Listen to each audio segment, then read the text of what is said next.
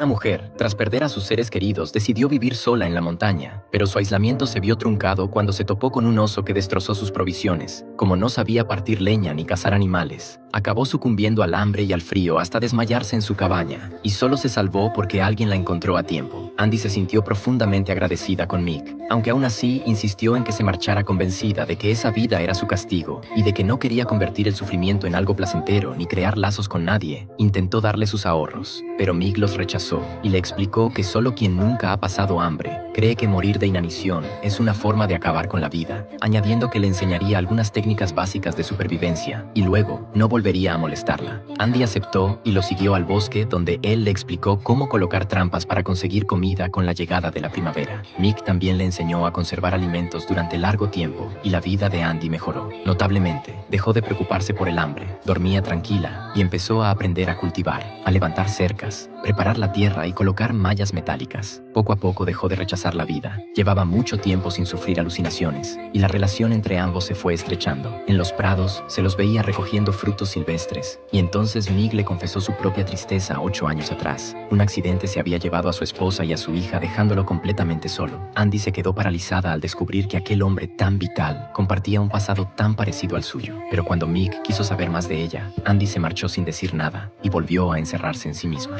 Mick dejó de aparecer y ella terminó viviendo la vida que decía querer, aunque no podía dejar de pensar en él. 3 meses después, Mick regresó con un dibujo que su sobrina había hecho para Andy, y entonces ella por fin se atrevió a abrir la caja de zapatos de su hijo. Sacó un dibujo evitando mirarlo demasiado y se lo entregó a Mick. Él le dijo que se ausentaría un tiempo y le pidió que cuidara de su perro, algo a lo que Andy no tuvo motivos para negarse y lo despidió viéndolo alejarse. Mucho tiempo después, Andy reunió el valor para abrir del todo la caja. Llena de recuerdos familiares, revivió momentos felices entre lágrimas, creyendo oír las voces de su marido y de su hijo, y decidió no huir más. Colgó las fotos en la pared, convencida de que solo enfrentando la realidad podría dejar atrás el pasado y el dolor. Sus habilidades de supervivencia hicieron que su vida se volviera estable. Las verduras que había plantado dieron fruto. El perro de Mick se convirtió en su único compañero, y Andy volvió a tener ánimo para apreciar la naturaleza. Cuando el invierno regresó, ya no se preocupó. Tenía suficiente leña e incluso sacó una silla al exterior, aunque se sentaba en los escalones pensando en Mick, ausente desde hacía mucho tiempo,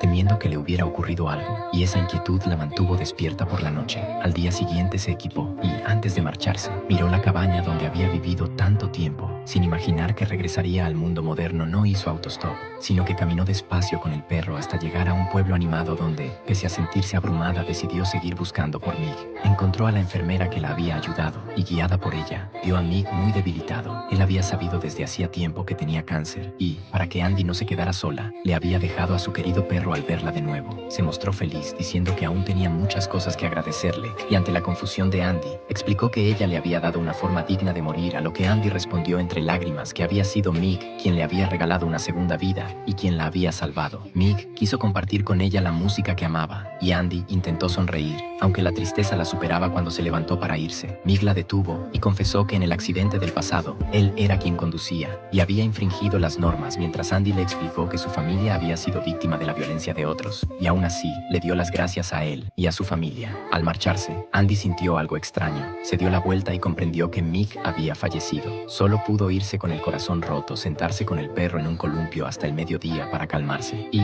finalmente, usar el teléfono que Mick le había dado para llamar al único familiar que le quedaba. Emma, it's me.